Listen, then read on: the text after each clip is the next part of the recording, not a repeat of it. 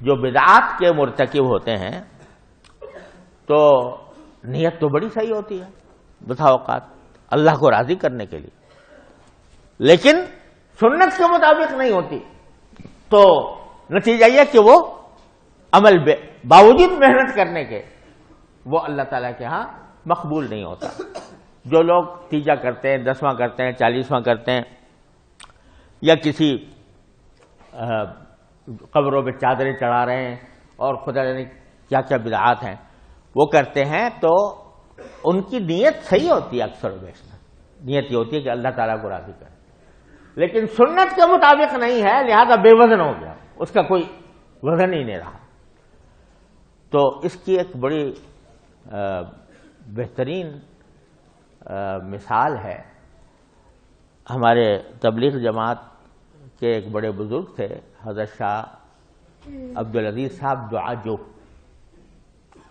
رحمۃ اللہ علیہ، اپنے زمانے میں ماشاءاللہ بڑے مشہور بھی تھے اور جماعت کے بڑے فعال کارکنوں میں تھے۔ تو وہ میرے والد ماجد قدس اللہ تعالی سرہ کے پاس بکثرت آیا کرتے تھے اور بڑی عجیب عجیب باتیں کرتے تھے، بڑی پیاری باتیں ہوتی تھیں۔ ایک دن آئے تو حضرت والد صاحب رحمۃ اللہ علیہ سے کہا کہ حضرت میں نے ایک عجیب خواب دیکھا ہے، خواب میں آپ کو دیکھا ہے۔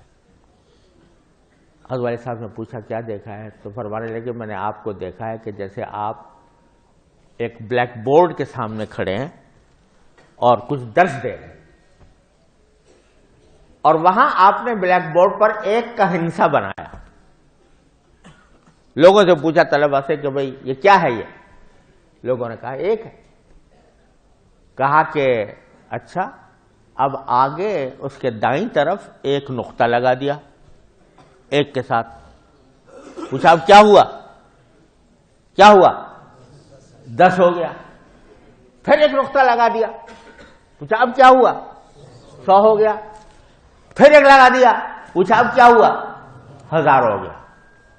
اب وہ سارے نقطے مٹا دیے اور وہی نقطہ بائیں طرف لگایا، ایک کے بائیں طرف لگایا۔ پوچھا اب کیا ہوا؟ یہ اشاریہ 1، کیا مانا؟ 1 کا 10واں حصہ۔ دوسرا لگایا تو کیا ہوا؟ 0.0.1، تو کیا مطلب 1 کا 100واں حصہ۔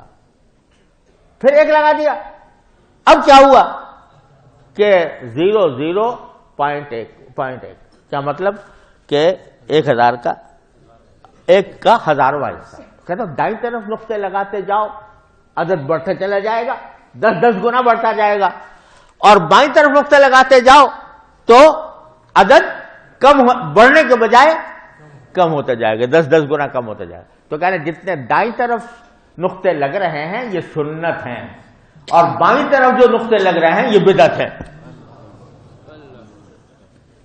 نقطے وہی، لیکن دائیں طرف لگ گئے تو کہیں سے کہیں پہنچا دیا، اور بائیں طرف لگ گئے تو انہوں نے گھٹا کر ان کو کم کر دیا۔ تو بدعت والے جو ہوتے ہیں ان کا بھی نیت درست ہوتی ہے لیکن طریقہ درست نہیں ہوتا۔